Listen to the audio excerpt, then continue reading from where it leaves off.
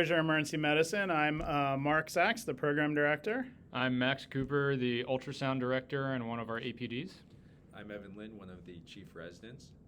And I'm Michelle Bergall, also one of the chief residents. And we want to talk to you about our program. Thank you for your interest, and hopefully you're watching this before an interview day. And we just want to say, hope it goes well, and hope the application season is going well for you.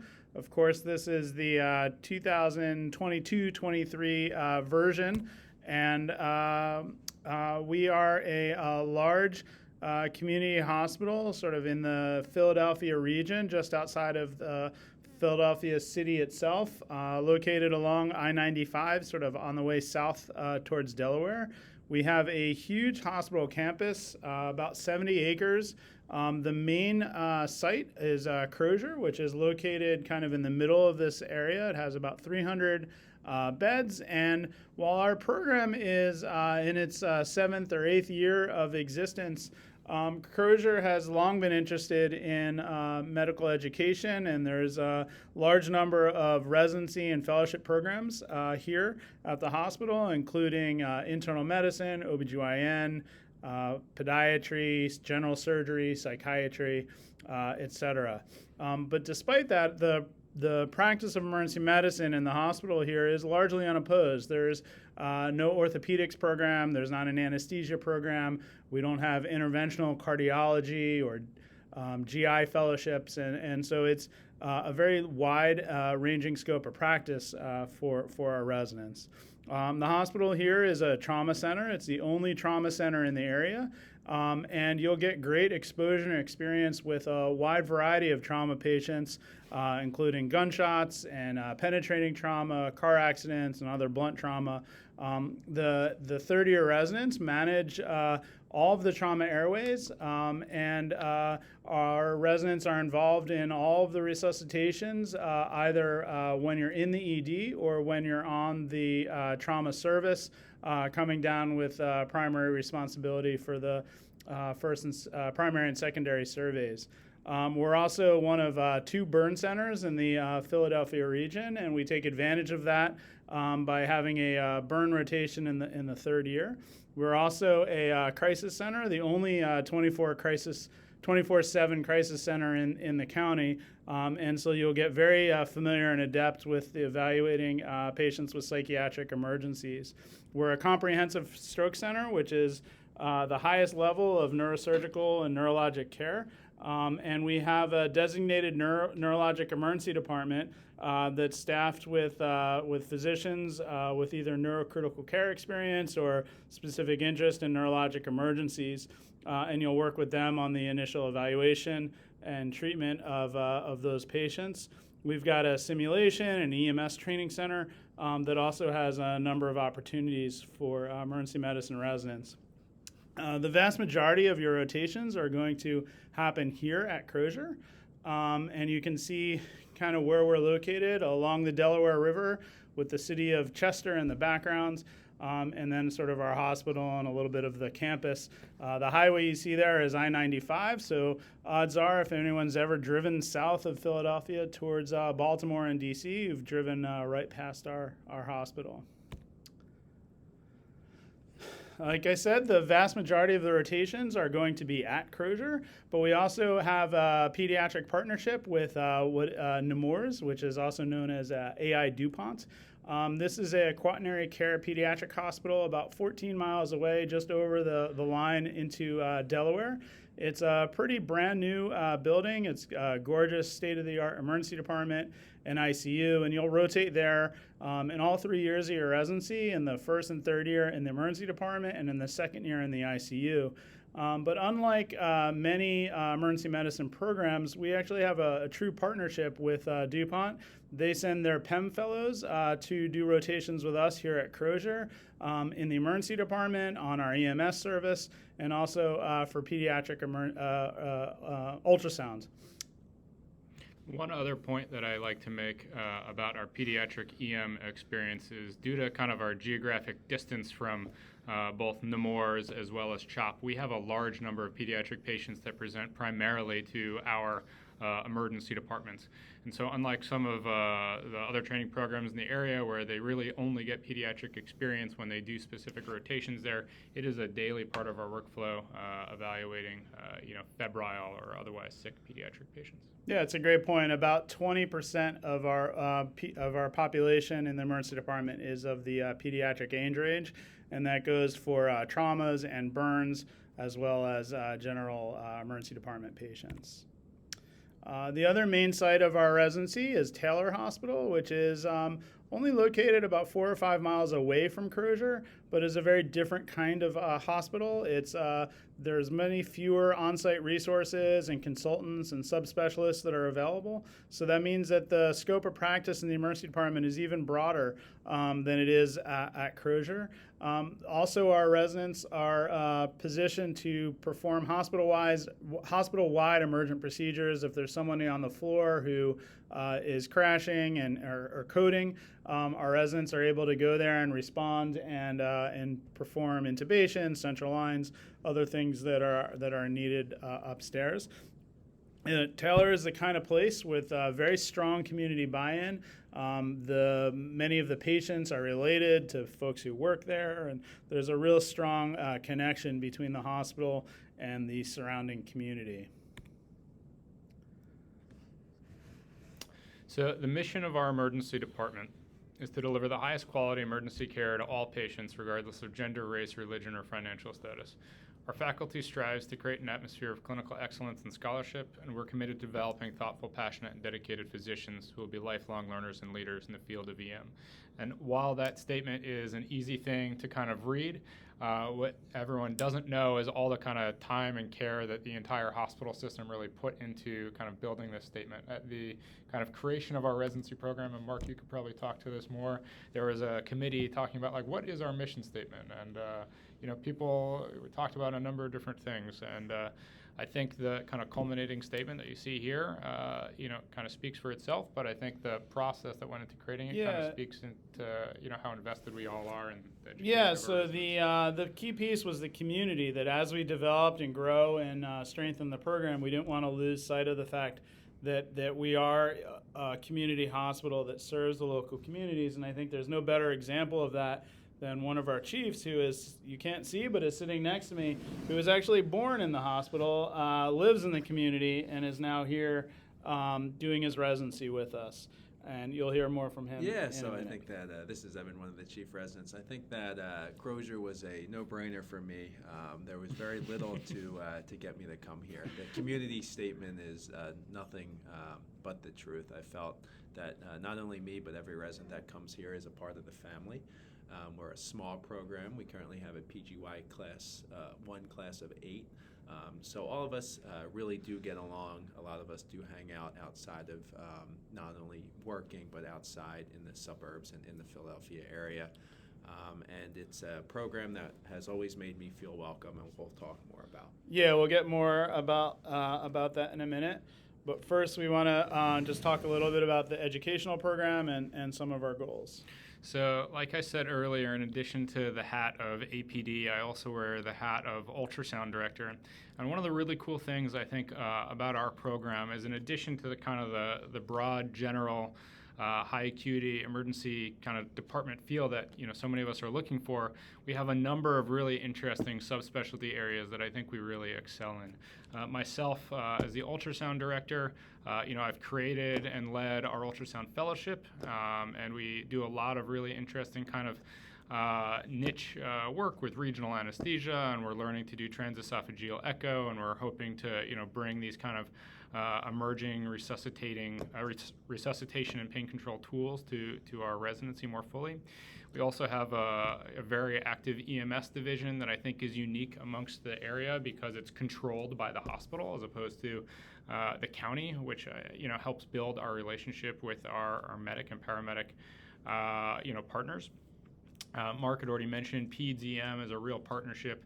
The PEM fellows rotate through ultrasound. We rotate there, and we teach them. Just earlier today, I was at DuPont teaching their fellows how to perform echoes for resuscitation. So it's a true partnership there. Additionally, our chair is a toxicologist, and it's one of the few programs in the area that has a real dedicated toxicology block. And we have people rotate from a variety of different medical schools, and even some other residencies have said they're interested in rotating through our department for our toxicology exposure. We're one of the few places in the country with a neurocritical care or a neurocritical care boarded EM doc. So you have a good exposure there in addition to all the standard stroke material. And we also have a sports medicine fellowship run through our family medicine department, and a number of our EM residents are kind of sports medicine interested, and electives are easy to schedule, and they go to the Philadelphia Union, I believe. They're sidelined. Yeah, the some sports of the medicine games. folks staff the Philadelphia Union. They also do a number of the local colleges and universities and high schools, and there's a lot of opportunity to go to different athletic events and to be the on-field physicians for the Philadelphia Union and University of Delaware and some of the other colleges nearby. Absolutely.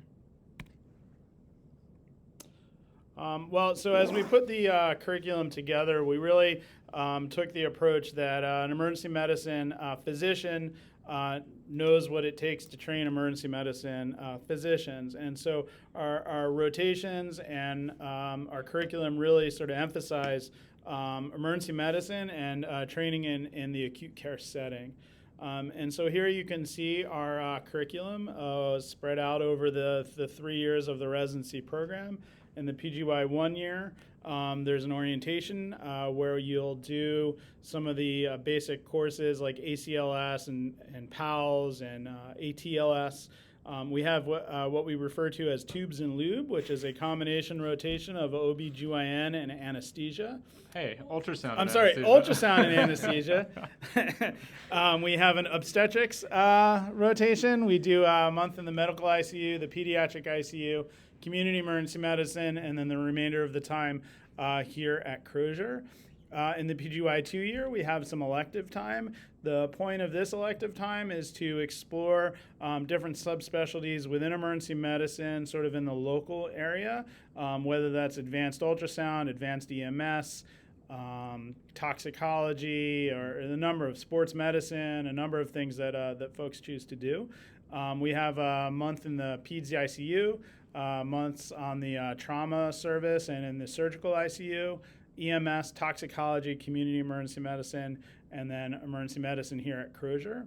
And then the third year, the elective time here is really for folks to either explore potential fellowship interests, to do international work, to do some other sort of far-flung things that we may not have within the system, or if somebody has an interest in travel. You do a month in the burn ICU, some experience with ED administration, and then again, PEDS emergency medicine, community emergency medicine, and emergency medicine here at Crozer. And I'll just add on to that. I really enjoyed our curriculum so far. This is Michelle, one of the chiefs, but specifically, I know some programs break up the curriculum as in you do like procedures during your second year. So second year is your procedure year, or as there's like a hierarchy where the PGY 3 gets what certain procedures that PGY 1s aren't able to do them. But at our emergency department, pretty much you do procedures throughout all 3 years. It doesn't matter if you're PGY 1 and you have a patient who's sick and they need a chest tube. Your PGY 3 might help you, as in teach you how to do it, but it's going to be a chest tube that you're doing. It's not going to be a chest tube that someone else is doing, who's on like a quote higher hierarchy than you. Which brings us to the awesome clinical and educational experience. You can see this is a recent picture of one of our residents going back and teaching at his high school to talk about the ED mindset and what it takes to be an emergency physician. We've got a couple of our residents on the field for the Philadelphia Union, some of our publications, and then a get-together for Residents Week, which was sort of in conjunction with a journal club that we did. So I wanted to talk more about the weekly conference, which is pretty consistent with other programs. We have Wednesday protected time. Typically it's from 8 a.m. to around 1 p.m. With that, we go over our core content. We have foundations lectures and readings that we typically do prior to coming to conference. And then we have residents and attendings as well as expert faculty members that give lectures throughout the weekly conference on Wednesdays to go over this information. This has been really helpful with us. We do have roster review questions as well. That comes with our residency program that we do in conjunction with the daily and weekly topics that we go over. So we're able to consistently reinforce the knowledge.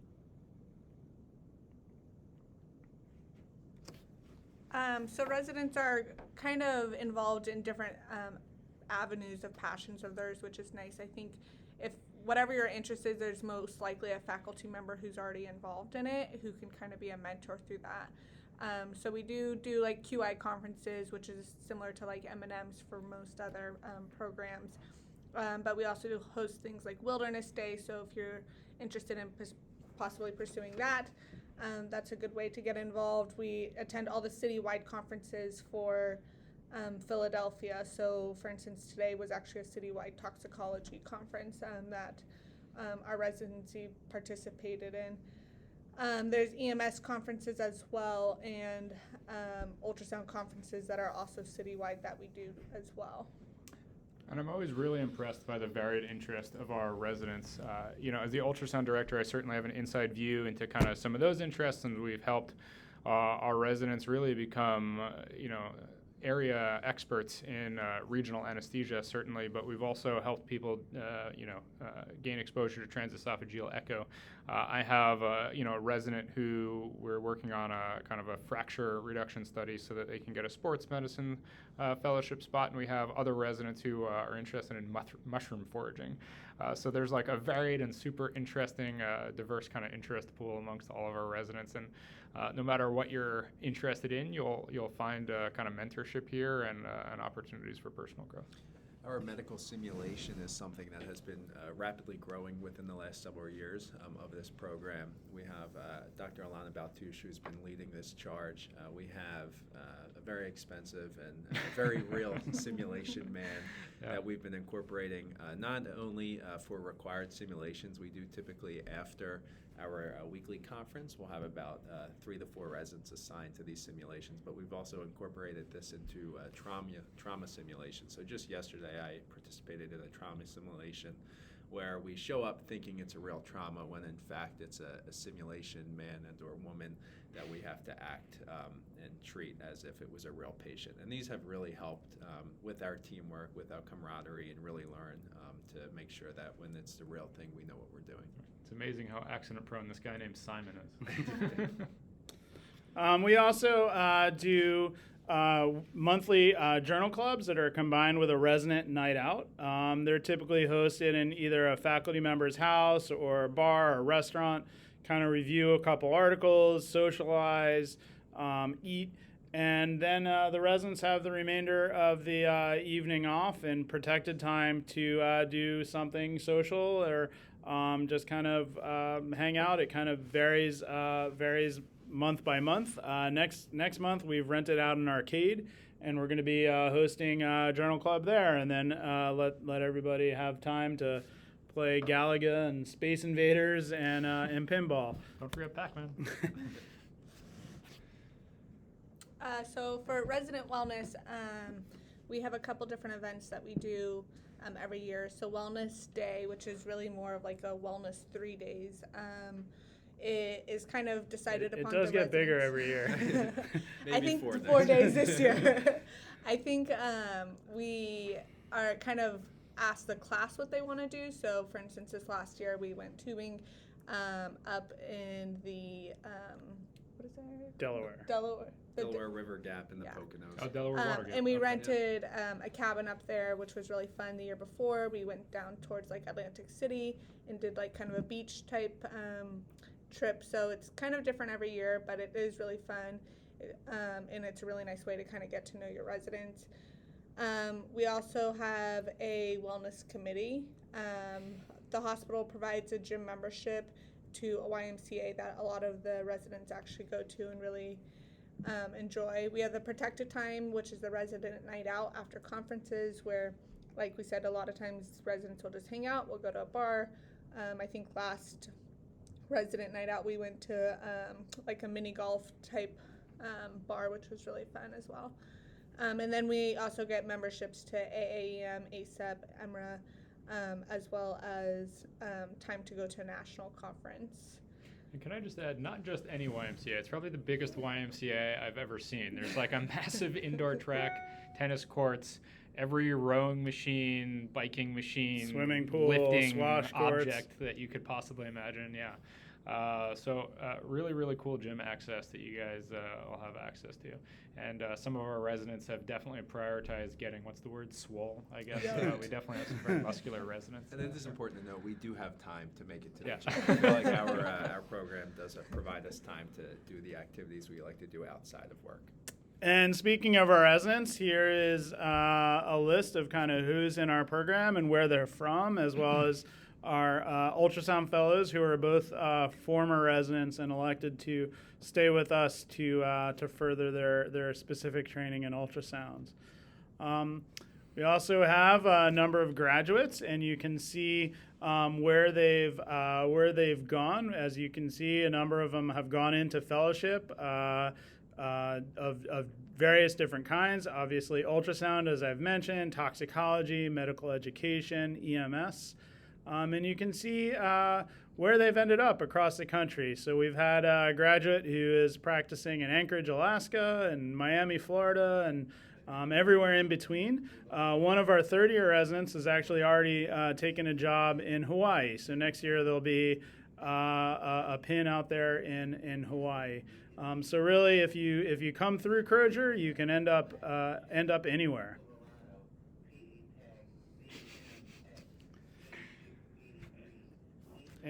So this is a picture of all of our residents. Up top is our current recently graduated class year, including some of our second and third year residents. And you see at the bottom right, that's our current intern class, which will be your PGY2 class if you're fortunate enough to match with us. And what is really awesome and exciting is that our residents are our family, and they also have families. And so you can see just a few, actually, of the children that our residents have had while they're with us for their training. And I say this sitting next to Michelle, who is about to add a picture to the list here, and so we're all super excited for that. Yeah, I think for me that's something that's just kind of important from an applicant perspective. I have felt really comfortable with this transition in my own personal life because of the female mentorship in this program. A lot of our attendings have had children and have kind of gone through, maternity leaves and things like that, and they are, not only mentorships to me, but friendships where they'll text me to kind of help figure out and navigate these different things, which has been really nice to kind of have that mentorship throughout this kind of transition. Absolutely. I don't know that we have data to back it up, but I would wager a guess that we're one of the most fertile emergency departments, certainly in the region, but I'd wager to the East Coast. There's a ton of attendings and residents who have had kids, singlets, twins, and so we have a very kind of active nursery text chain in our department.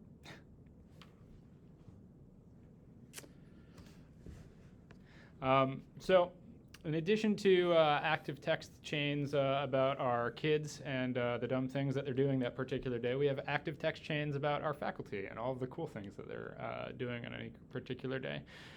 So here you see just a couple of the headlines and just a couple of the headshots.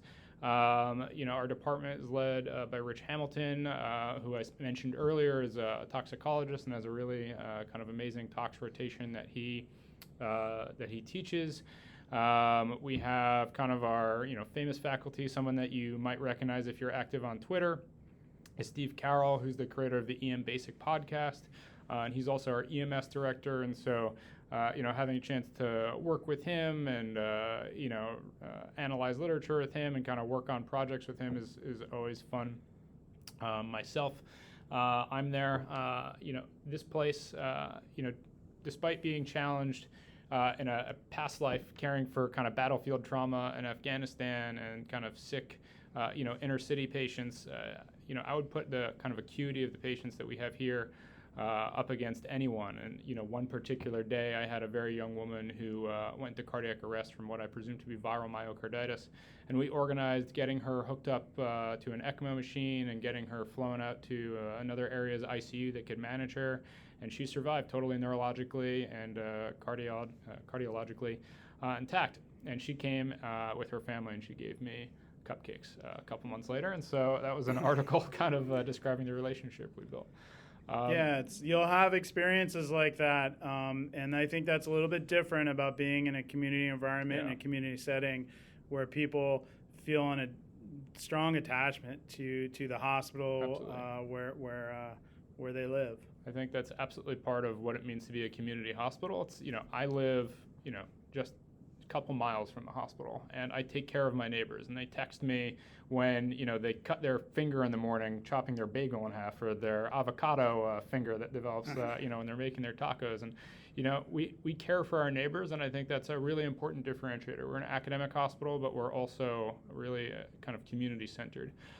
And some of the other amazing faculty that are here, we see Alana Baltuch, she's our SIM director. You see Sumaya and Polly McCowie and Ward are kind of assistant clerkship and clerkship director, and Polly's also has a big role at DuCom Drexel with their medical student education. The other APD, I believe, is Karima in the bottom right, and she brings a kind of a wealth of knowledge from her days at Hahnemann as well. Yeah, and last but not least, you can see me in my full COVID I uniform. couldn't figure out who that was. I was like, there's some guy in a bike helmet. Yeah, that's me, geared up for COVID. And really, we'd be remiss if we didn't kind of mention our staff and our nurses. And that is, I think, another thing that makes Crozer a little bit different and a little bit special. We have the folks that live here, work here, and the folks that work here live here, and they're very intertwined with kind of the nature and the culture in our department. And so you'll find them caring and engaging and warm. And we have a number of excellent ancillary services: phlebotomy, transport, radiology, and ultrasound and CT folks. We have a patient navigator who will help patients make outpatient follow-up arrangements. You can let her know about folks, and she'll call them and make arrangements for the outpatient follow-up and help them get appointments. We've got geriatric care and social workers who will also help and be involved. And so it's really a great sort of supportive environment to do that. You can see a picture. I love the picture there with Sylvester Stallone. It's been a few years, but they filmed part of Creed in our hospital. And what I love about that picture is there's all sorts of folks represented in there. There's nurses, there's shift managers, there's transport, there's physicians, and you can't tell who's who. Everybody kind of looks the same, and everyone's kind of in it together. And to me, that kind of represents Rocky, I guess, represents our health system a little bit, and then that picture kind of represents our emergency department. Yeah, people say that he represents Philly, but we all really know he represents Delco. Right. And speaking of Delco, so for those of you that are not from the area, we're just southwest of Philadelphia. It's a pretty fast-growing area. It's about 600,000 people live in the county. And for those of you that haven't heard of Delco, you probably have heard of some of the things that are here. We're kind of known for some of the colleges like Villanova and Haverford and Swarthmore, and Widener, which is right across the street from our hospital. This is a great time to be a Philadelphia sports fan. The Phillies are doing, I don't want to jinx anything here, but they're doing well in the playoffs. The Eagles are undefeated. There's a lot going on in Philly sports. But we're not entirely an urban area. There's a lot of really great outdoor areas nearby. Ridley Creek State Park, the Hines Wildlife Refuge, Tyler Arboretum, Longwood Gardens. Lots of great outdoor spaces to get out and enjoy a hike and be outside. Yeah. I am biased because I was born, raised in Delco, and currently reside in Delco. However, I do think that there's a lot to be said about the patient population that we treat on a daily basis. It's not just underserved, those from the city of Chester who have lack of adequate resources to get the care they need until they see us when they're very sick. But there's also a large population of middle class that aren't sick until they see a doctor, which is usually us for the first time in years. And then we do see the upper class kind of white collar patients as well too. So it's a perfect mix with the combination of Crozer Hospital and Taylor Hospital. Right. We really do get a well-rounded ED experience. Yeah, as Evan was just kind of explaining here, the area that we serve is really a very diverse area, from inner city urban environments to rolling hills and bucolic exurbs. And as one of the few hospitals in the area, our department really does see folks from all of those locations, from all socioeconomic backgrounds and all sort of walks of life. And it makes it a really fun and sometimes challenging place to work because the varying demands that you have from these different people. I do just want to give a bit of a shout out to media, which you can kind of see right in the middle of the slide here. Media is kind of the closest sort of big town to where we are. It's the county seat, and it's really become known as a place where there's lots of bars and lots of restaurants, and kind of a great place to go out. Every Wednesday in the summer, the warm weather, they kind of close down the main street, and all the bars and restaurants kind of have outside seating, and it's a lot of fun. There's also a trolley that kind of runs right down the main street and goes into Philadelphia, so very easy to kind of get in and out. I just want to graphically show this is where our residents live. So you can see, again, that diversity of different environments. A number of residents choose to live in the city of Philadelphia directly, and then a lot of residents choose to live kind of scattered in some of the suburban communities nearby. The red dots there kind of represent the different hospitals in our health system, so you can kind of get a sense of the proximity of where folks live to where the hospital sites are. Just kind of briefly as we wrap up, I want to talk about some of the resident benefits. I think that there's a very competitive salary. You can kind of see on that sheet there the different salary ranges. In addition, there's a very liberal educational stipend. Residents get $2,000 each year of training to use for a variety of different things: conference attendance, boards, medical equipment, stethoscopes, and trauma shears, and things like that. We kind of already mentioned the gym membership.